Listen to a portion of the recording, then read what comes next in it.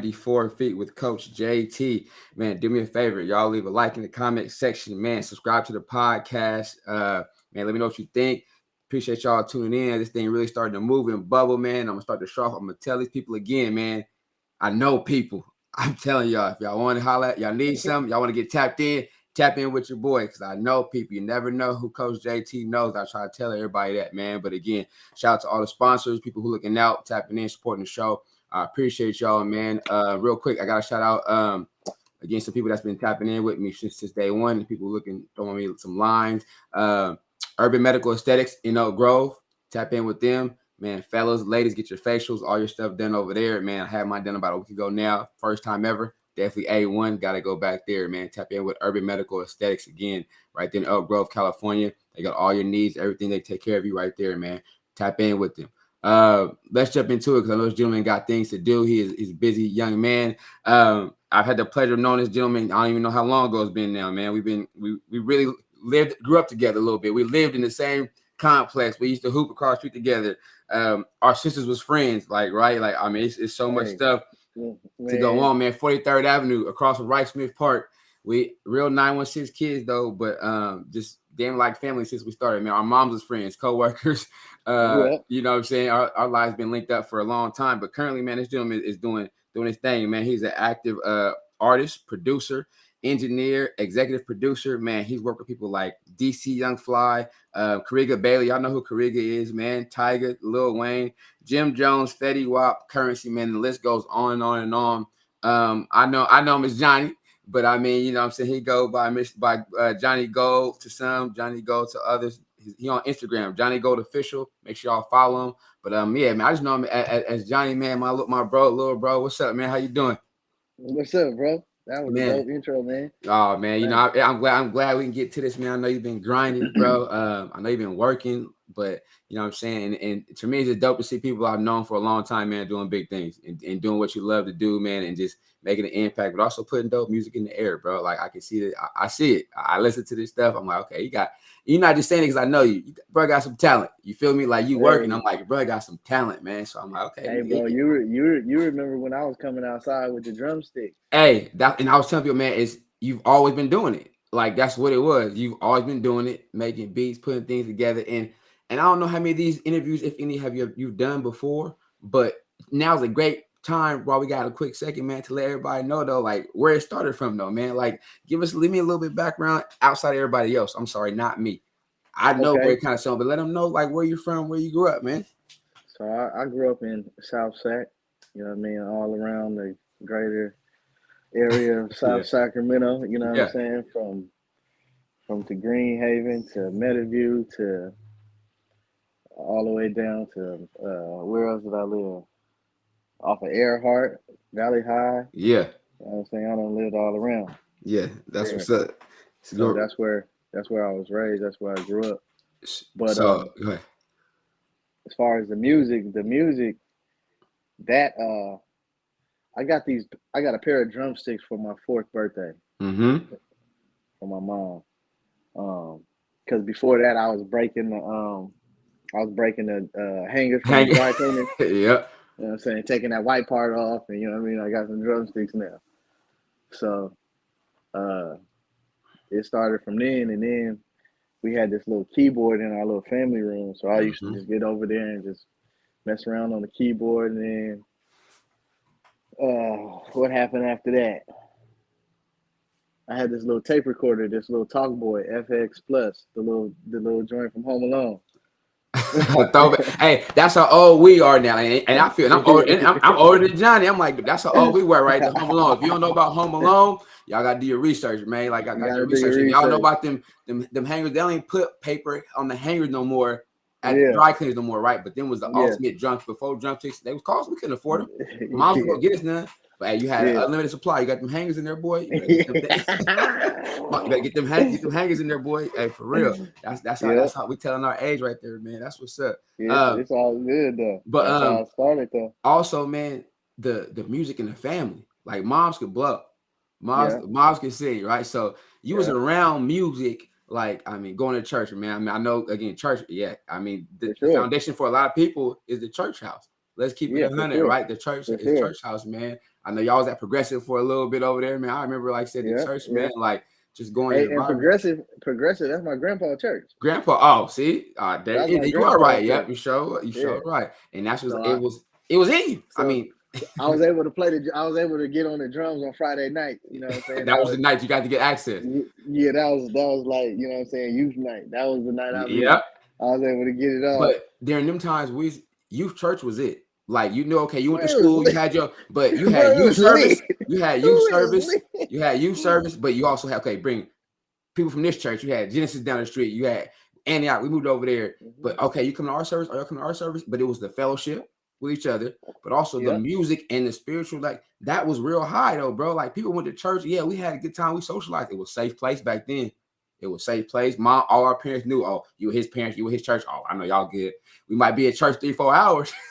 We might be there 3-4 hours, but we was getting a lot of things, man, at the church house, bro. And I think that's such a loss, or it's gone right now. But that's where some of the foundations was laid at, man. These relationships, these communications was there, bro.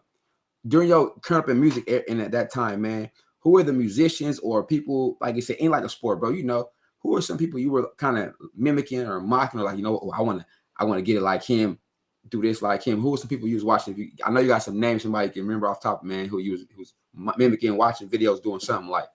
Man, in the fifth, when I was in the 5th grade, I'm telling my age again. When I was in the 5th grade, Diddy came out with Puff Daddy and the Family, No Way Out. That album right there. Diddy, Shiny Suit Man. Man, Shiny Suit Man and Mace. You know Hey, Harlem World. Mace was the coolest nigga to me. Yeah. You know what I mean? And Diddy, he just had the music. Mm-hmm. And that shit, it just made me like, all right, yeah, that's what I want to do. I make beats, and that's how I want to do it. Yeah, because I can make some fly. Yeah. But then it was Rick Rock. You know what I mean? Rick Rock. He was producing. He was producing for he was producing for Jay-Z and Federation at the same time. You know what I mean? Way East Coast, and he out here doing, you know what I'm saying? Yeah. Major. And then for Snoop, and you know what I mean, he had a sound. And that sound like that impacted me, like, okay, yeah, I gotta make a hit like that. And then Neptunes. Man, they was different. They was really like, they changed the game again. That high pitch, them high sounds, for real. It was like, and it was different for us, especially on the West Coast. Because as a producer, you know what I mean, with this kind of software that not software, the type of hardware we had, right? It was only this kind of keyboard and this kind of MPC, and limited. The sound selection is limited unless you sampling in on the MPC off of records and shit like that. Okay. But for and it's still kind of this way, producers have select sounds that they use because one, there's a industry standard sound and sounds just familiar sounds is really what it is. But when the Neptunes came out, all the familiar sounds, they was like, nah, we finna use these kind of drums, we playing these kind of chords. It was a different vibe, you know what I mean? Yeah. So that made my creative ear like, oh yeah, I want to do it like that. So, like in sports, man, anything, or in life, right? Anything you want to get good at in your music, right? You gotta spend time at it. Now, was you putting in? Give me a sample of like how many hours a day.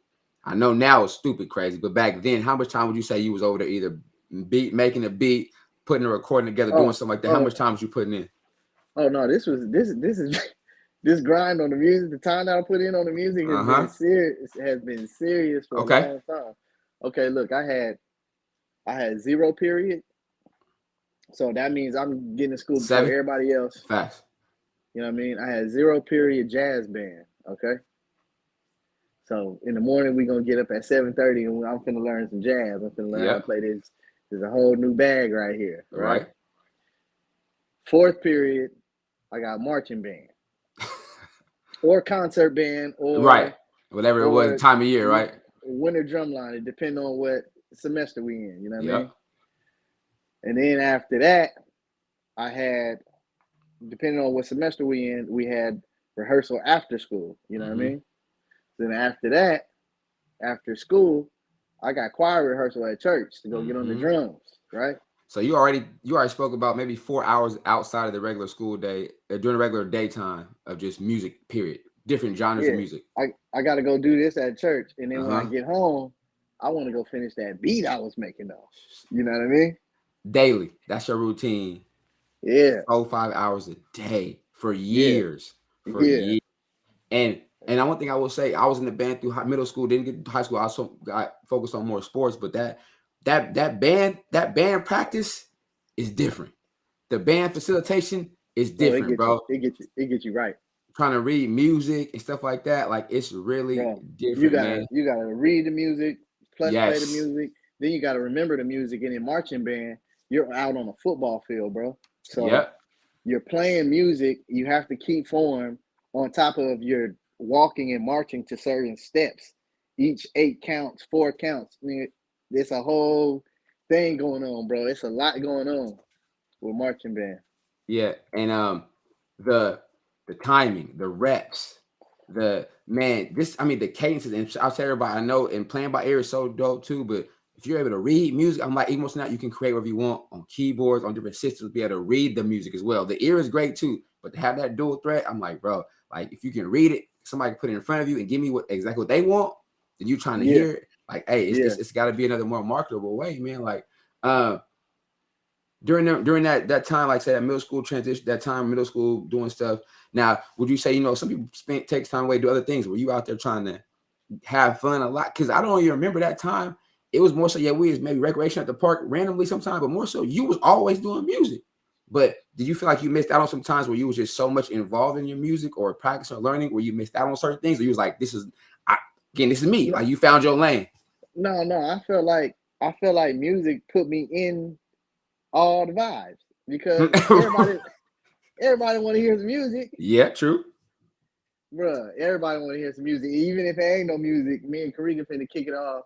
I'm gonna start beatboxing and he finna start rapping. Shout out to Kariga. Hey, right? That's the combination, right? That's the 1-2 combination, the 1-2 punch, right? So, and at the end, I know us as males, was like, dang, if I want to rap or if I can play a beat or I can sing, oh yeah, it's over. That's what it function at. The ladies gonna like to do it.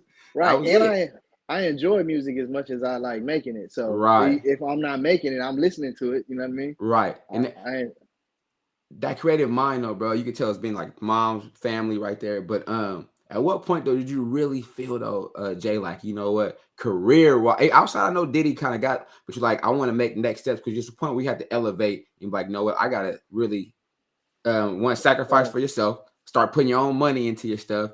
At what point did it really get like, okay, this is what I'm going to do, so I gotta go 110 at this?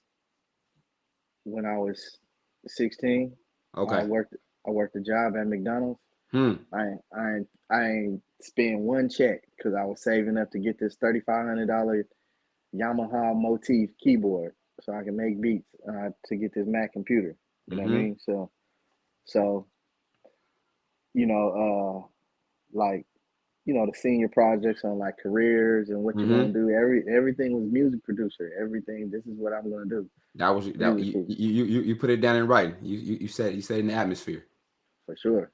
That's what's up, man. That's definitely dope. But and people think, I don't know, I'm not sure they don't think it's easy. They may visually see it's easy, but how difficult, even at a 16-year-old though, man, to put your mind aside and say, I'm finna, and back then you had a job at McDonald's. You was like, I got a little cake. I'm finna go spend this. You had to save your money, man. How difficult was that?